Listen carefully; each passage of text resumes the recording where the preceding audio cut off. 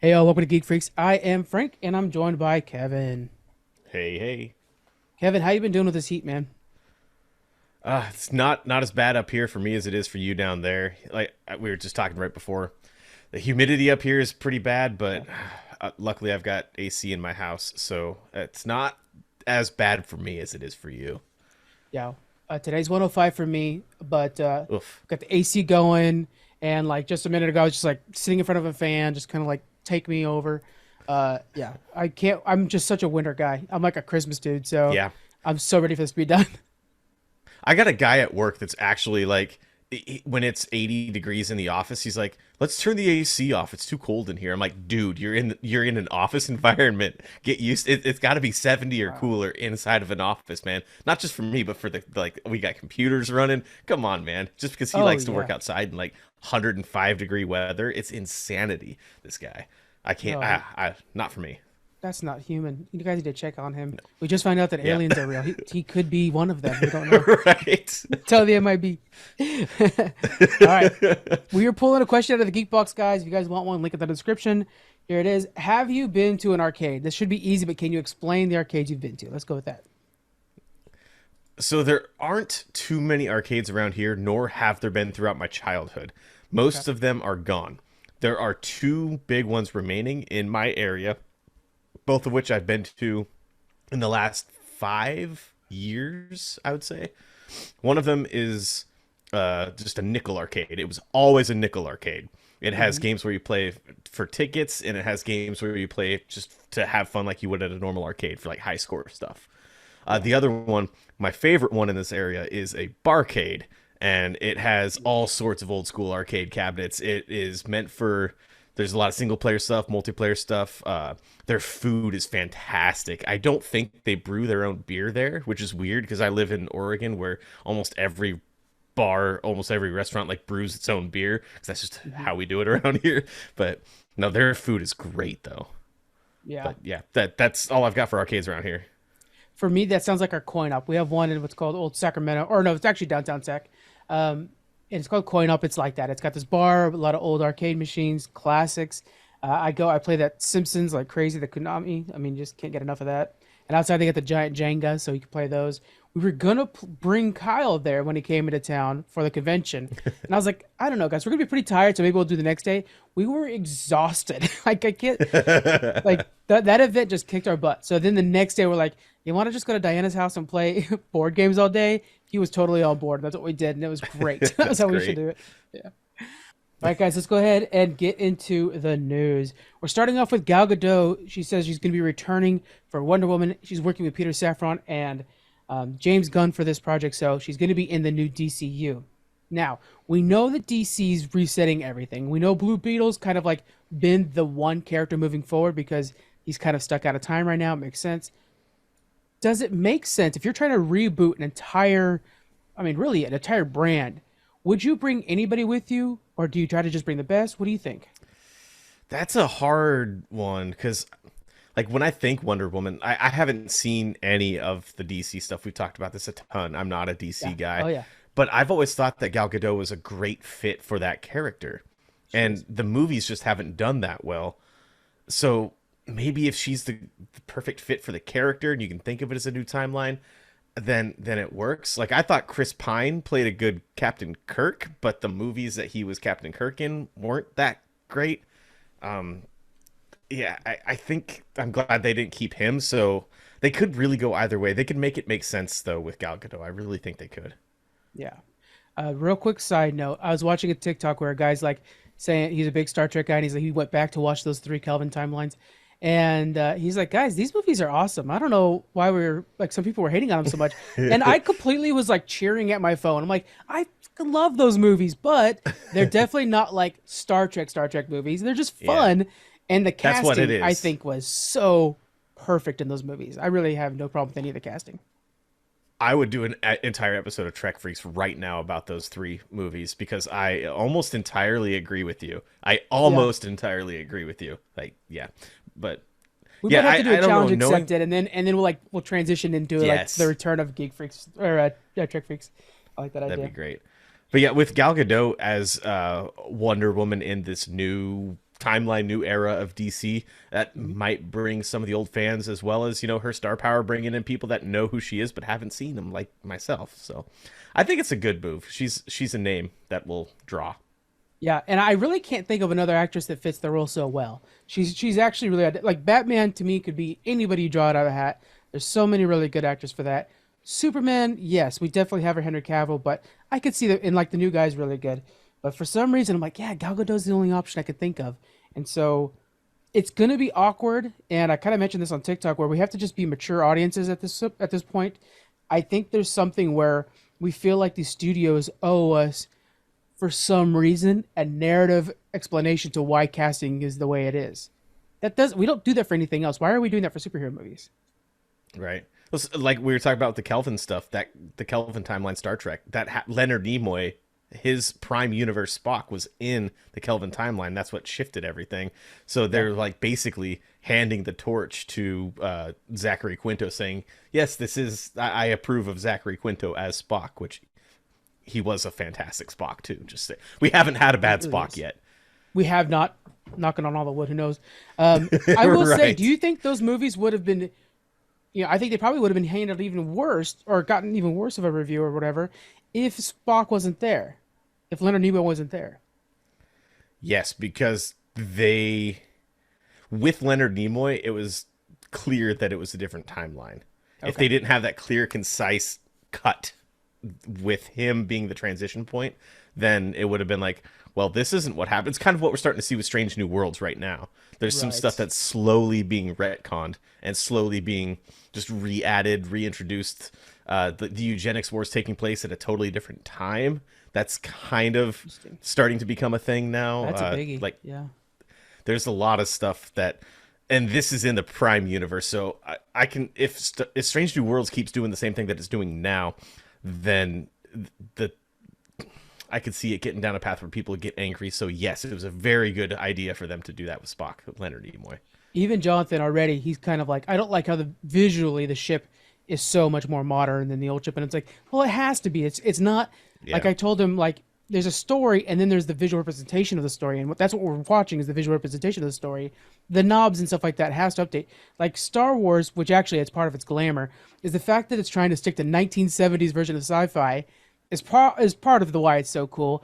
But I mean, like, it doesn't make sense that a library would have like or a lightsaber would actually have a clicking thing. Like we're so much more advanced than that today. There's no touch screens in Star Wars. It feels like so. Yeah, it's just. If you guys want more Star Trek, we're going to be talking about more of it at the end.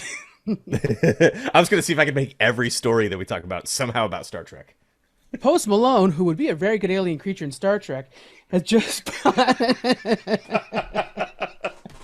I love Posty. I'm not even talking shit, guys. Just a heads up on that. He just bought the One Ring Magic the Gathering card for $2 million. So this is literally, it's the only copy of this one particular card. There's multiple of the One Rings. This one's the holographic one. It's actually written in, I'm going to say Elvish. I know it's like a Mordor version of Elvish. Don't come at me. Would you, if you got this card and you were like a big MTG fan? I mean, I think this is a given. Are you going to be selling this card? Yeah, Yeah. I would. I personally, yes, I would sell this card. If I happen to have any one of one that people wanted, even if it was for something that I like, Yeah. I'm selling it because I would rather be able to pay off my house, my mortgage, and my vehicles because I have a baby coming. So yeah, I'd Yeah. sell for sure. Is there a collectible you could think of, and I've got one while you think, that you would, and I probably mentioned this on pushing buttons and I think about it, that you would actually save beyond that $2 million? And I'll start while you think about that. World of Warcraft sold the server blades for the original servers. They sold them at auction. They sold for a few $100,000, and somebody has Ner'zhul, the server that me and my friends all started on together, had our adventures, and those memories are what carry me forward, and not only in that game, but in much of gaming. And to have that server blade, kind of the place where we formed this new version of friendship, I would keep that. I would keep that over the $2 million. I think, just because it means so much to me personally. Anything for you? There's one that I would consider not selling, and it's the original WCW World Heavyweight Championship that Hulk Hogan spray painted NWO over. Oh, I know that it still exists somewhere. If I had that, it would be a hard thing for me to sell, but for the right price, probably would never sell would be like an actual like set worn comm badge from Star Trek: The Next Generation. The store the I made it. I made it happen. I made it happen. Nice job. The series that got me into Star Trek to begin with was The Next Generation, and if I had like Patrick Stewart's set worn comm badge that was worth money, I would never sell that thing. That thing would be mine forever. You know what collectible I keep looking at is every so often you'll see them come up for auction. Neelix's costumes, carpet Those were that he very wore. unique. Yes. Yeah. Every so often, one of them comes up for auction, and they always have like this like piping, this gigantic piping across them. And I'm like, one of these days, I'm gonna be rich enough to have that in the corner of my living room, man. I would have loved to have had one of those to wear for like my wedding. Oh my god, that would have been great. Her side of the chapel's just like, what the fuck is she doing? Booker, who sold this card, he did post when he posted the TikTok videos, which I appreciate when somebody does that. It's an earnest moment. We saw how much it meant to him because this is $2 million. It's going to change his life for him and his family. But he did make sure to clarify. He's like, look, guys, I would have loved to keep this card as much as you do, but this is too much money and it'd be irresponsible basically for me to keep this card. And I love how Post Malone, because I'm a big Good Mythical Morning fan, and he's a Mythical Beast as well. Uh, he's so earnest in his love for Magic the Gathering for this card, and to see it go to a person like that, I'm like, yes. He's not going to put it on a shelf somewhere or something like that. He's like actually enjoying it. It's so cool. I love that. I'm just glad it's not like Logan Paul with that was a Charizard card that he wore Exactly what I was around his thinking of, neck. yeah. Yeah, I'm glad that it's not that. By the way, to bring it to pro wrestling, my other thing that I talk about every time, Logan Yeah. Paul's apparently been killing it in that company that I don't watch, WWE. He's apparently been killing it there. Whenever he just had a match this past weekend at SummerSlam. Yeah, he did. I thought he lost that match. Yeah, I Hello? don't know if he won or not. I didn't watch it, but Okay. I think he apparently lost. he's like he picked up wrestling like super quickly. Like he knows how to like get the crowd to boo him. It's like he's just really good. Apparently, from what I hear, I've seen one of his matches and it was like, okay, this guy gets it. I've got two brothers. The one brother you guys all know is Jonathan. He's on the podcast often. The other brother who's not geeky at all is Miguel. Love him to death, but he's very much Logan Paul and that kind of. He's a big Logan Paul fan and stuff like that. So I have to taper when I accidentally did it one time. We were at a pizza place and he's like, "Did you hear about Logan Paul and his a wrestling match?" I'm like, "Oh, I fucking hate Logan Paul!" Right off the bat, just my immediate reaction. And he's like, Yeah, "Oh, why? yeah. What's wrong with them?" And I'm like, "Oh man, I'm sorry. It's just it's this whole thing with those like the Japanese force. I hate that he did this. Yada yada yada. Explain stuff to him, and."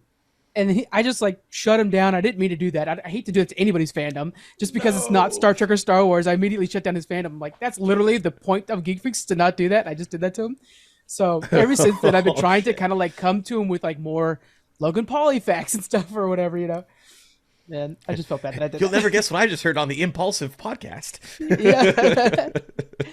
We have found other things that me and him both enjoy. There are certain podcasts that we both like that are much, and I keep thinking like actually me, him, and Jonathan in a podcast would be very good, but it would be much more just like bullshitting about life. And there's a lot of those, so we don't really need to make one of those.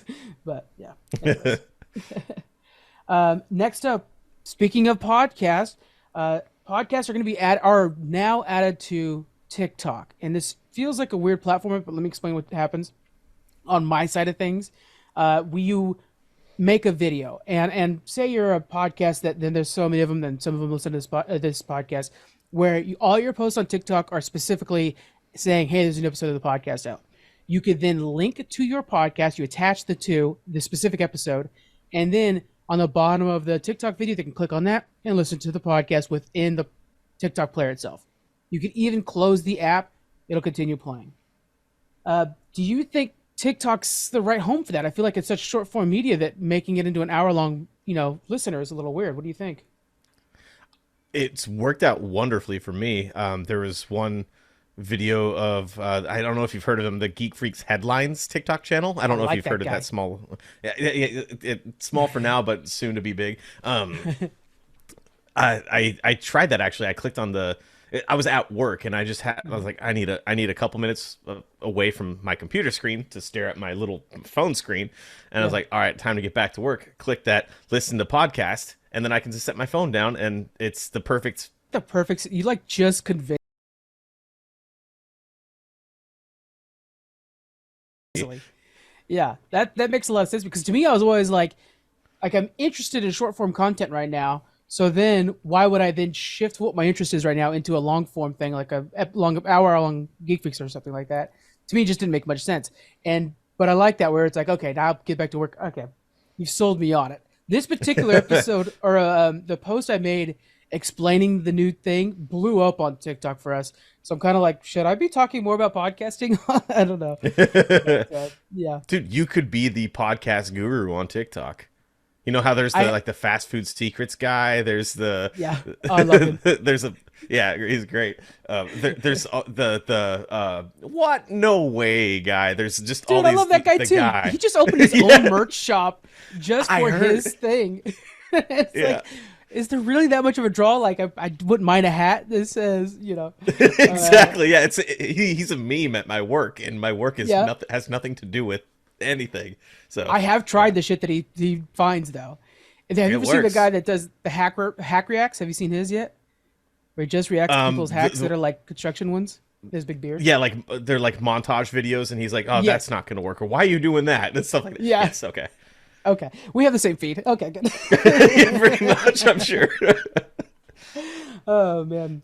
But yeah, so let us know guys if you like this. What we're going to be doing is I'm going to try to post a video related to for I'll give an example. This week it was an odd week. Thomas was out on vacation having fun.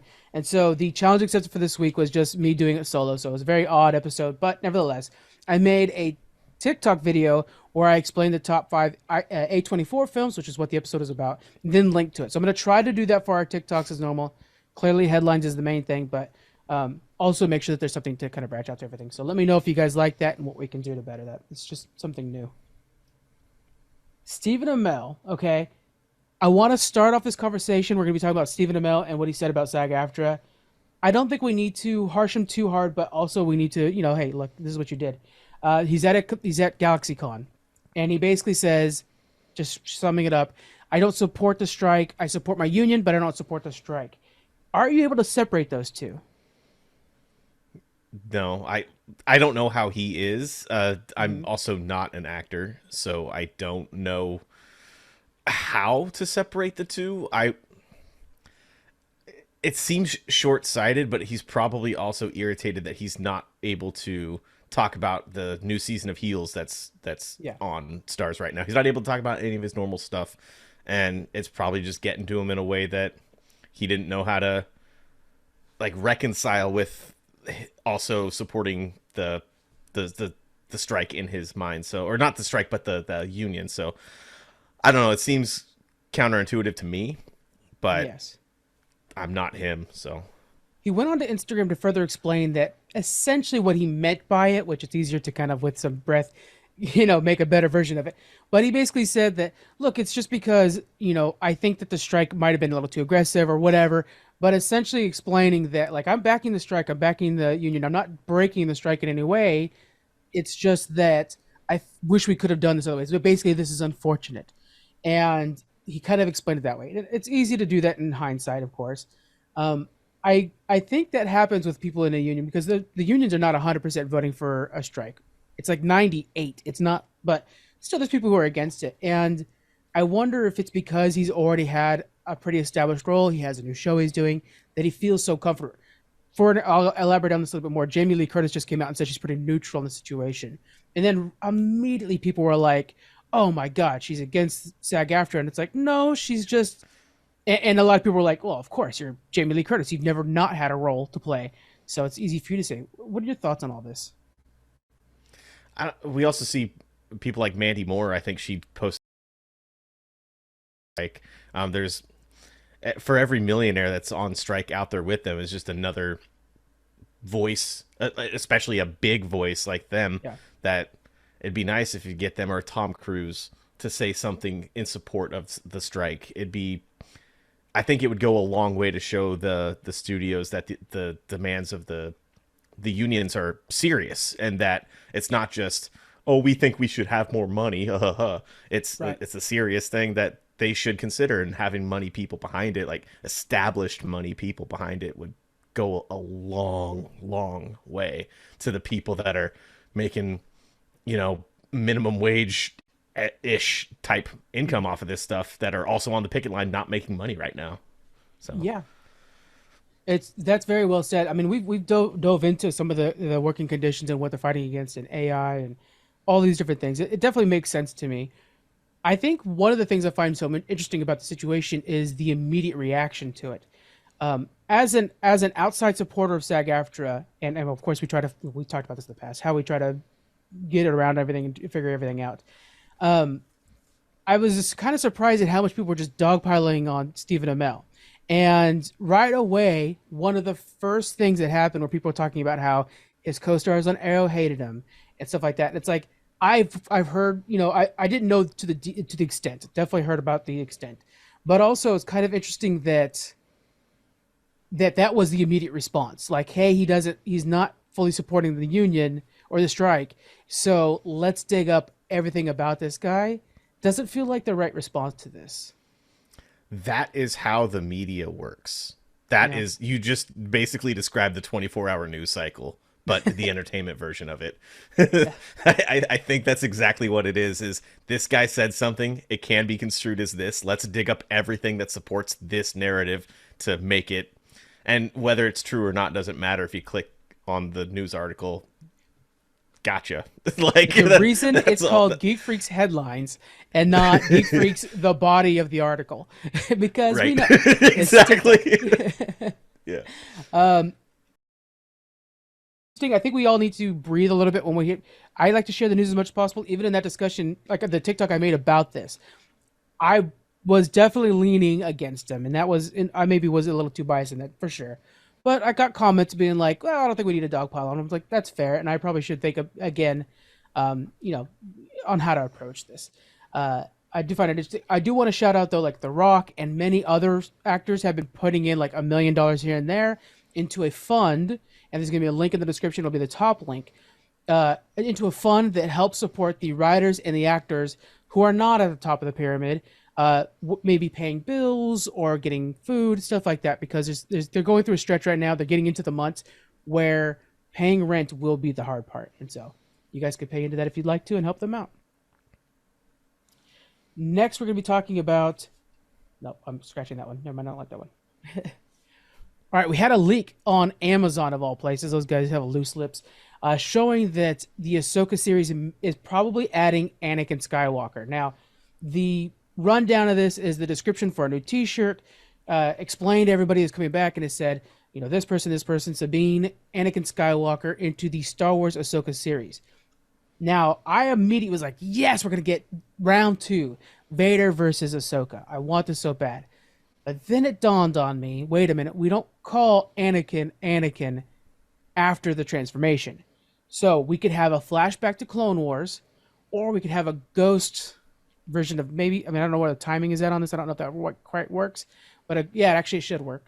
A ghost version of Anakin. Do you think we can get either of those in the Ahsoka series? I genuinely think it's going to be both. Honestly, Oh, I think okay. the flashback version will lead to maybe at the end he'll be the blue glowy as they call it form of him, the ghost, the Force ghost. Yeah, I think that would fit pretty well. I don't know if we need flashbacks unless it like flashes back to that scene from I think season 2 of Rebels. But other than that, I don't. Yeah, definitely as a Force ghost and kind of get some closure on the relationship between Vader or Anakin and Ahsoka, because that was never truly followed up on after Rebels, after their fight. And then Yeah. we all know back in 1983 or whatever that Anakin ends up going back to the light side as he dies, and all this stuff was just written in afterward, but we didn't see what happened with light side Anakin and Ahsoka. So having Force Ghost Anakin around, I think, would be a good move as long as they don't overuse it. That's a big problem with Star Wars, and we're starting to run into that even with the Dave Filoni side of things, which is pretty ironclad. I think he would convince her to come back to the Jedi Council, back to the Jedi, or maybe try to give her a path forward. I don't know. I take that whole thing as basically Anakin taking the L. Like Yeah. his Padawan is basically ostracized from the Jedi Order, and then brought back in, and she said no, didn't want to, I loved it. and that Yeah. kind of led to his discontent with the Jedi Order and him seeing them as the bad guy. So I think it's a crucial part to his story of turning to the dark side. And if he tried to pull Ahsoka back in, it might just be a little too much, too many different threads on that same. I see. I don't know. I have faith that it could be done right if that's the way they want to go, but that's not the way I'd do it. Yeah, I would still like to see that conversation between the two of them, of maybe him saying like, "What's with this bureaucracy?" or something like that. Like just something to kind of give us that nugget. Just because I really loved their relationship in Clone Wars, and then to see how it devolved so much in Rebels. I mean, really, she didn't know Vader, but then when the broken mask, I'm really spoiling a lot of Rebels for you guys. I'm sorry, but she's like, "Oh shit, it's my boy." Um, I would really like to see just a little bit more of that good old days of Ahsoka and Anakin fighting a bunch of robots. It was fun. Clone Wars was fun. Clone Wars was fun, and then it was very dark, Yes. and then it was fun. Force ghosts and stuff. Oh, Force spirits is so weird. Yeah, and then yeah, the Anakin ghost is a really good option there. This Ahsoka series, I think, is going to be paving the way for the rest of Dave Filoni's vision, which is of course bringing back Thrawn and creating the heir of the Empire, really doing that whole storyline, which is now sitting on my shelf. I need to actually read it, and I think we're actually finally going to get that into the big screens. We need to get that. All right, we're going to be wrapping up. You want to do a quick review for Star Trek: Strange New Worlds, amazing musical episode, and then we'll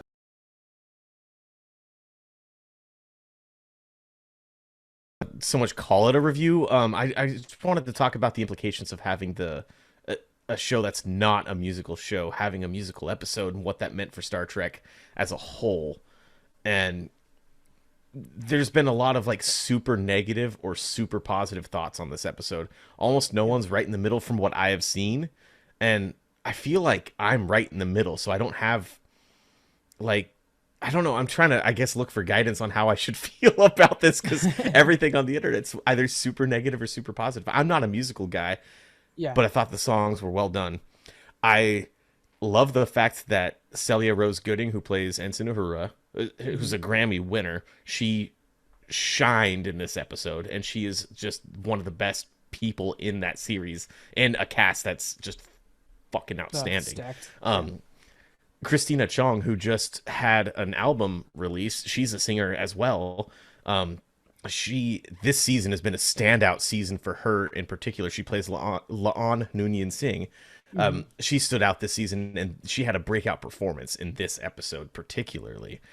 I don't know. I was very skeptical when I heard. I think before the season started, they released the episode naming list, like the episode names, and one of them was called Subspace Rhapsody, and the Star Trek universe was like, the online universe was like, is that a musical? And most of us were like, oh, please no, but some people were like, oh, that could be all right, and I was definitely the please no kind of guy.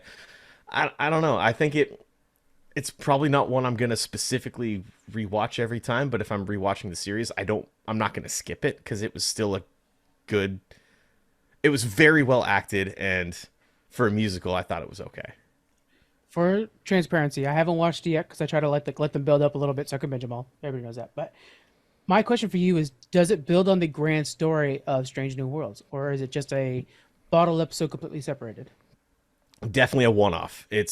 It has a couple character developments that happen specifically with La'an, and then the relationship between Captain Pike and Captain Patel. But other than that, it was basically a throwaway story. There was a lot of Spock and Nurse Chapel stuff too that happens in there.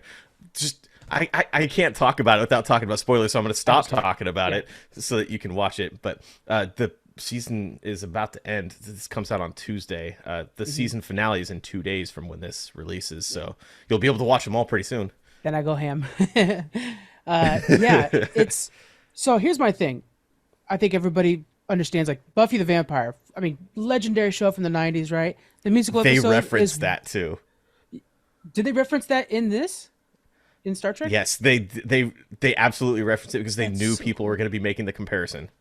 Oh my god, that's so freaking cool. I love Star Trek. Yeah. The idea is that like it was just a one-off, it's a fun episode. Now, if we look back at Strange New World season 1, they had that fairy tale episode, which I felt was kind of similar in the vein of like I a one-off loved thing. that episode. Yeah. And Community did the same thing. And if you guys watch Community, which is beloved, they had the paintball episodes and then they had the D&D episodes. They're not necessarily like pushing the story forward. They're just, I mean, it's almost like impossible that it was part of the story, really. But they were fun one-off adventures that were just like, yeah, what the hell? Let's go shoot people at each other. Let's go sing and dance. So to me, I'm kind of cool with Strange New Worlds, like each season doing a wacky episode where they just like whatever, you know? See, but that's the difference with Strange New Worlds is that I, I answered your last question wrong when you asked if it had any like progression for the story. The season doesn't have a story. Like they're episodic That's the point. Yeah. in nature. It's all about the characters. So, and yes, there was a lot of character development in the story. So in that sense, yes, it was very much it progressed things.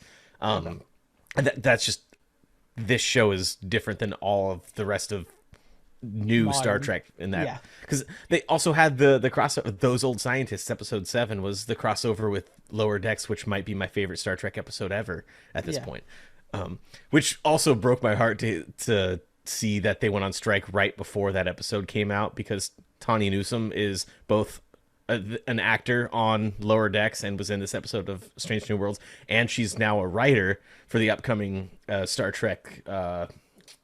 The what is it called? The cadets that are Star Trek. God damn it! Starfleet Academy. Academy. There it is. Starfleet Academy. Okay. Yeah. The Star Trek Starfleet Academy show that's coming up. She's a writer for that, so she's on double strike right now and couldn't Yeah. promote what was probably her favorite episode to do because she was actually like a real actor in that, not just doing her voice, but doing the whole like physical part of it too. So, that broke my heart to hear that. She's in but yeah, this whole Space Force too. I think. I think is she the one? She plays Mariner. Mariner. Yeah. So she's in Space Force as well.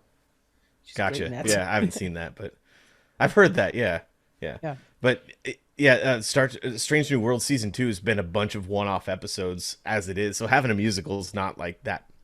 Not a bad thing. I'm glad they did it, and I'm glad that they had the cast to pull it off.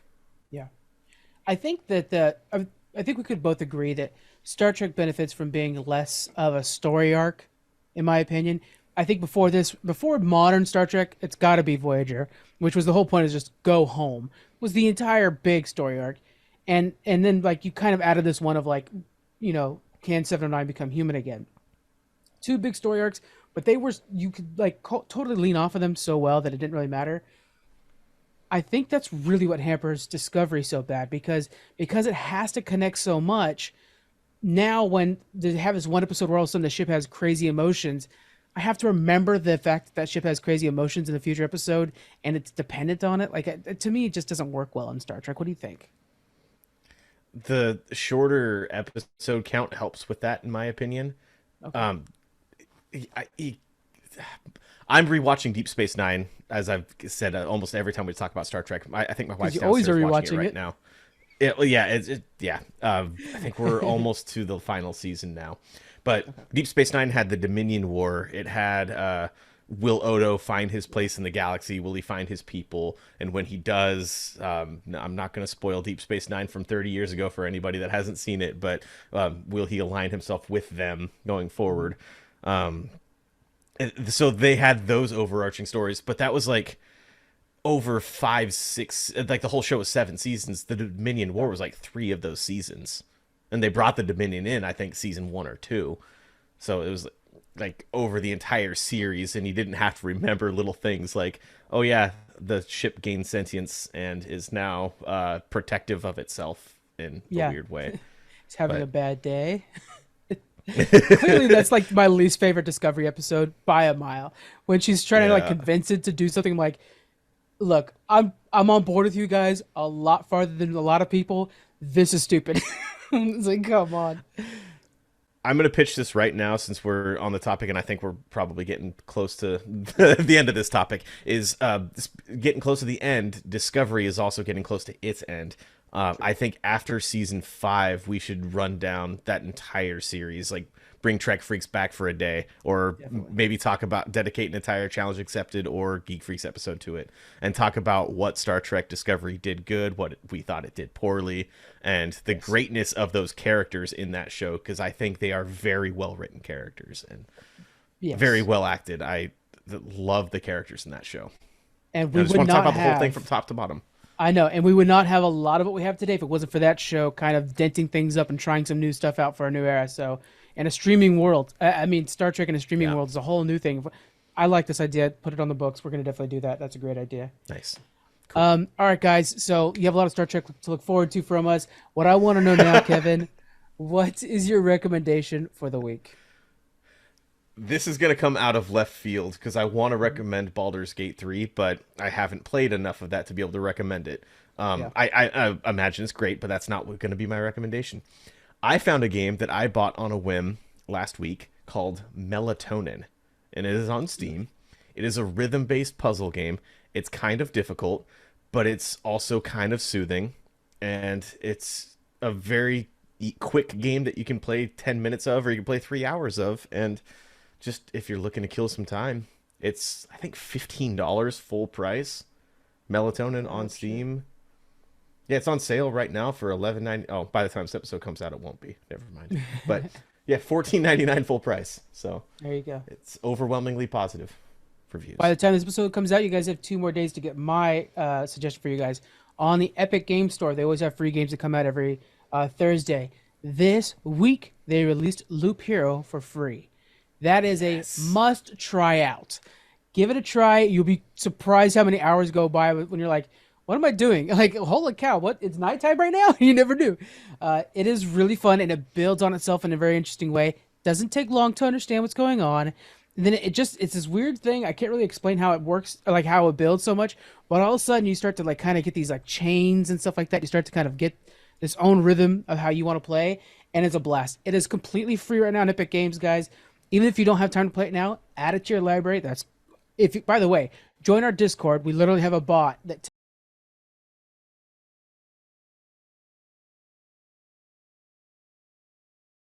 check that out, guys. Loop Hero on the Epic Games Store. Have you beaten that yet? I don't think you can beat it. I haven't even played it. Oh, you must. Oh, it's a I know crazy. you must. It's a must play. Of course, I must. Yeah, it's so good. Some of these indie games, I mean, just they did like Hades was like, holy cow, I need to get into roguelikes a little bit more. This is crazy. So yeah. All right, guys, we appreciate you hanging out with us today, and we'll see you guys next week. Bye.